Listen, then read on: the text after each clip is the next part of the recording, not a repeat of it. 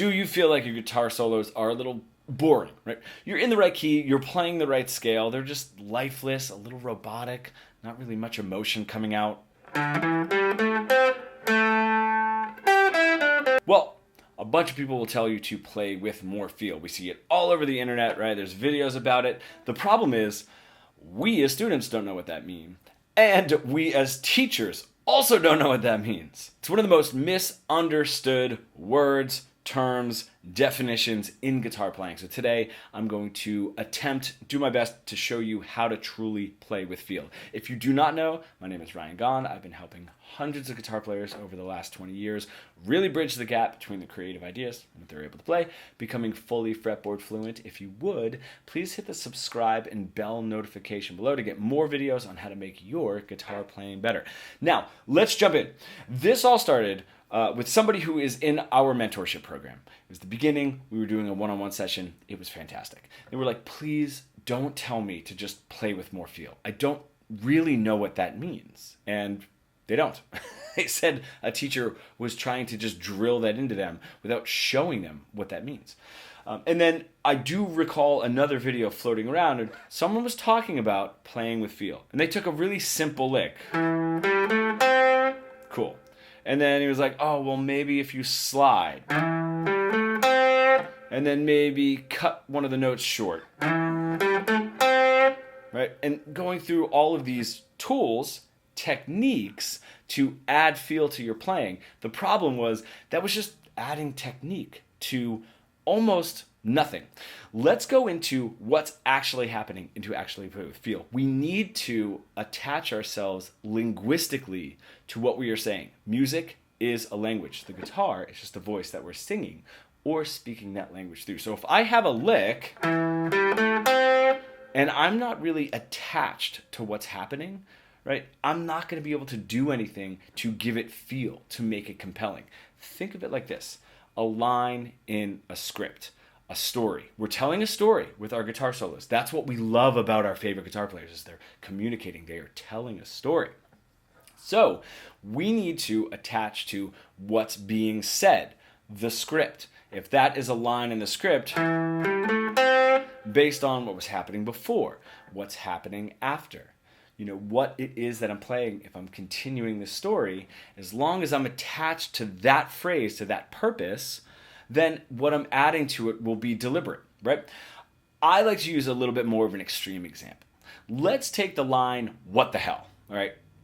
Let's script in a movie. If I were to play it with that sort of attack, like, what the hell, would be like, has a lot of tension, I'm really picking into the strings. Great, that's pushed forward. That might work in the context of the solo. Awesome, right? That feel is there because I'm attached linguistically to that phrase and it makes sense in the story flow. But maybe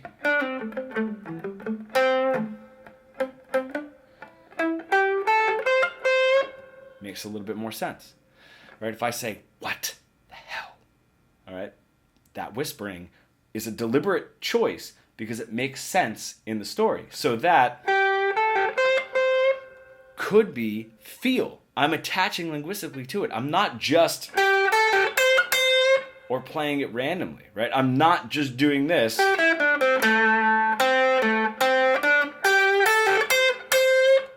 That doesn't really have that much feel. Even if I try to take it and add some slides and some hammer-ons and what have you,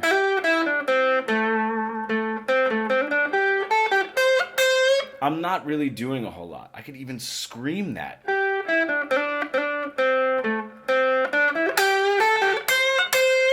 I need to attach myself to it. This is where we get that minutia of what it is that we're playing. Why we have players like Stevie Ray Vaughan and Jimi Hendrix playing with tons of feel, and people who play their exact same solos don't. They are attached to what it is that they are playing. So that is number one.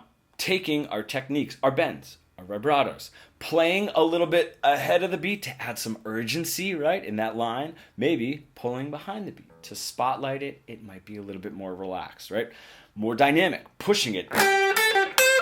adding that rake in there to add some severity, right? You add some severity, you really pick into it, you push it a little ahead of the beat. That's going to have a ton of urgency. If I bring it back,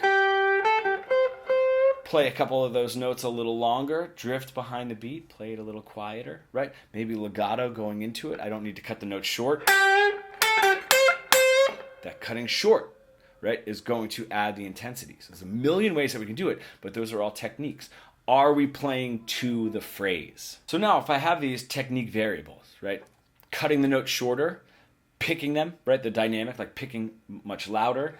We could talk about like timing, moving ahead, right? These are all ways these are all things that are going to push the urgency, or moving the timing backwards a little bit, playing a little softer, playing the notes one into the next, right? I'm not playing any staccato, I'm not cutting them short, doing a little bit of a whisper, right? That's going to give me a little bit more of a relaxed feel. Now, this is what's really great, is when we can attach to that phrase and the solo and the story as a whole, we have the flexibility of not having actual language the way lyrics do or a script does.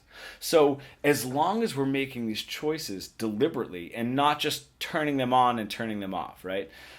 Then we're going to have like not a 3-dimensional solo, not a 4-dimensional solo, not a 5-dimensional solo. We have so much more because I could push a soft phrase ahead of the beat. That gives me softer picking delivery, but more urgency. Maybe I'm whispering it, but what the hell are you doing? Right? I'm getting like right in there, right? Maybe I have something really severe to say, but I'm sitting back in a chair and I'm just saying it, you know. Right? Sounds kind of severe, but relaxed, right? It's tense, but relaxed, right? So these are the choices that we can make. Now, where do we start doing this? We want to start understanding these phrases pretty early on, how these notes are interacting. You know, a great place to start is this phrase just in general tense or not? Is it ending on a tension note, right? In my minor pentatonic. Am I ending on the root note? That is going to be the most relaxed. If my root note, very relaxed, you know. Am I going to be ending on a tension note, a flat 3 or a flat 7? That's what I was doing here. That flat 3 gives me so much tension. You know what I mean? So that's going to be a tense phrase. It's going to be tense wording. I can choose how I want to say it, but that is going to be tense wording. This is going to be more subdued, relaxed phrasing, right? Settled in. If I can build this sort of tension and release, and say this whole paragraph with these phrases, now I'm playing linguistically, and then I can decide with all of these, you know, feels, right, or tools, techniques in my toolbox, how it is that I want to say it. A great technique, if we're playing with the root note, right, is that's going to give us more relaxed phrasing. Even if I end there.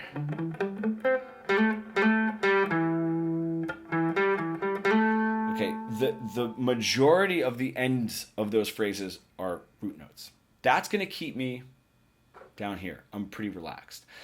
Taking that pentatonic, if I move to playing more 4s and 5s, okay, so I still have a root note in there, but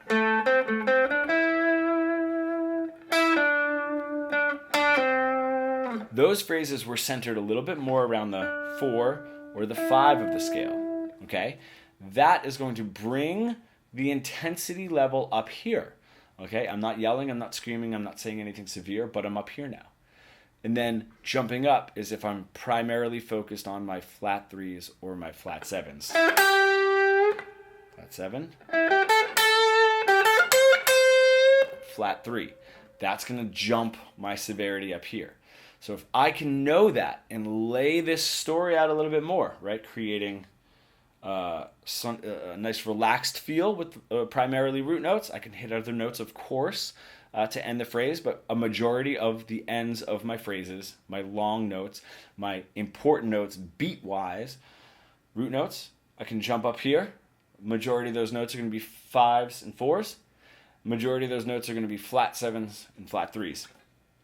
And then I can adjust with all of the other techniques how it is that I want to say that. And the best part is you get to choose. So long as you're doing it deliberately, it will come across as playing with feel. Bottom line, you cannot add feel to a line if you don't know what you're saying. The best part too is the more we get into this, the more that we're drawing from what we just played and how we're playing it to like the next line to the next line. And then it moves to even larger, like this paragraph of the story to this paragraph to the story to this paragraph. And then the whole thing becomes very cohesive. All of the phrases make sense, the script makes sense, and the feel really, really makes sense. And getting out of just, I don't know, man, these are the right notes. I'm playing the right notes. Why doesn't it sound good? And let's be honest, we all get stuck in that surface level, right? Just being like, all right, I don't know, that sounds cool. Give me the next position of the minor pentatonic. Oh, give me modes, right? None of that is going to help you play more memorable, more compelling guitar solos with actual feel. In fact, those more notes, that's going to make it a little bit more confusing and a little bit more difficult. So if you truly want to do it, play with feel. Give every single note a purpose, right? You need a system. It can't just be random YouTube videos online. So if you are stuck there, right? Robotic, boring guitar solos without that feel, I have a couple resources for you. There is a free Fretboard Fluency training in the description. I'd love for you to check that out. And if you feel ready for our Fretboard Fluency Mentorship program, there is a link in the description as well to book a free call and get the system, the step-by-step to make your guitar playing absolutely amazing. You stayed to the end. I really appreciate it. Hit that subscribe and bell notification, and I will see you in the next video.